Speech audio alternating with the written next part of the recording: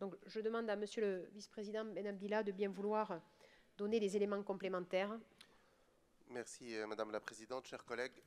Vous le savez, la crise Covid a généré pour la région Occitanie un surcroît de dépenses qui est évalué à 800 millions d'euros, dont 700 millions de mesures de relance et 100 millions d'euros de recettes en moins sur la période 2020-2021. Il s'agissait évidemment pour la région de répondre à l'urgence pour aider les entreprises, mais aussi les territoires fragilisés. N'oublions pas, donc juste pour rappel, qu'il y a eu donc un achat de 26 millions de masques par la région, qu'il y a eu des mesures de soutien à la formation, par exemple des aides-soignants, qui ont bénéficié à plus de 5100 personnes pour un montant d'environ 6 millions d'aides, 6 millions d'euros d'aides exceptionnelles.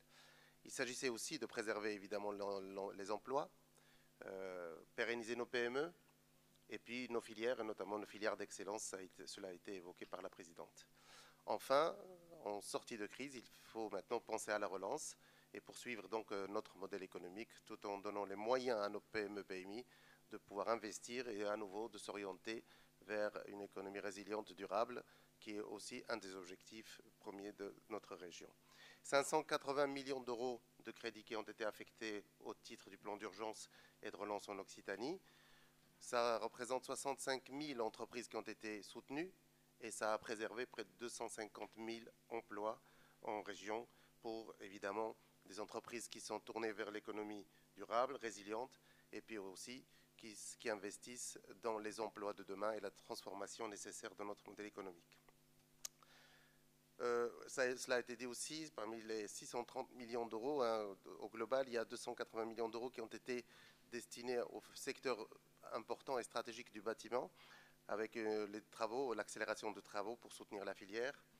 Et enfin, pour prévenir l'avenir et le préparer, donc accompagner la relance, 370 millions d'euros ont été provisionnés donc pour anticiper cet avenir avec des dispositifs importants qui ont été proposés aux entreprises, notamment le fonds anti-faillite, qui, vous le savez, parce que les PME-PMI ont subi le choc de la crise, se sont endettés, notamment en contractant les PGE, les prêts garantis par l'État.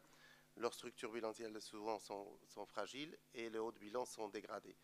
Donc, en sortie de crise, il fallait penser à un dispositif qui leur permette de restructurer ce haut de bilan en fonds propres, en quasi-fonds propres, et leur permettre de pouvoir aller dans des structures de financement classiques ou des établissements bancaires afin de pouvoir avoir de l'argent frais pour pouvoir investir et recruter.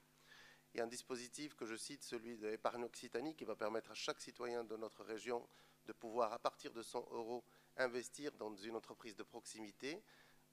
Voilà, il s'agit de, parce que l'épargne a été importante chez nos concitoyens pendant la crise, et il s'agissait d'aller chercher cette épargne-là pour pouvoir la mettre au service du développement économique et notamment des plus petites entreprises.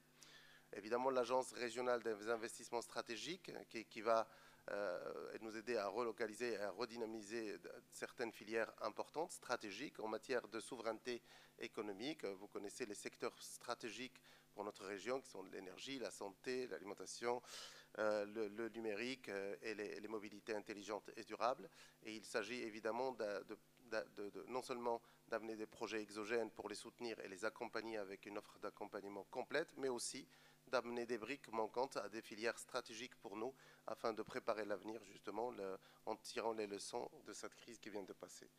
Je citerai en dernier donc l'IRDI Impulsion qui est un fonds destiné à des PME-PMI pour pouvoir monter donc évidemment au niveau du capital de ces entreprises pour les structurer et leur permettre d'affronter donc les besoins en fonds propres. Voilà un petit peu, Madame la Présidente, les dispositifs en résumé, avec bien sûr les dispositifs phares que tout le monde connaît, le Pass Rebond Occitanie, qui a encouragé l'investissement, et le fonds local, qui lui a soutenu le secteur notamment qui a été très affecté, celui du tourisme, du commerce de proximité et de l'artisanat.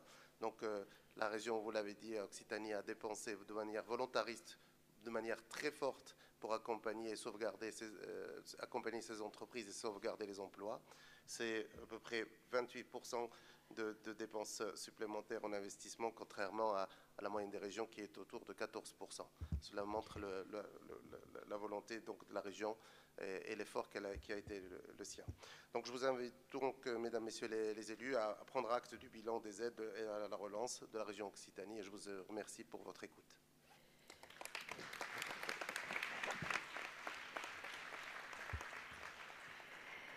Merci.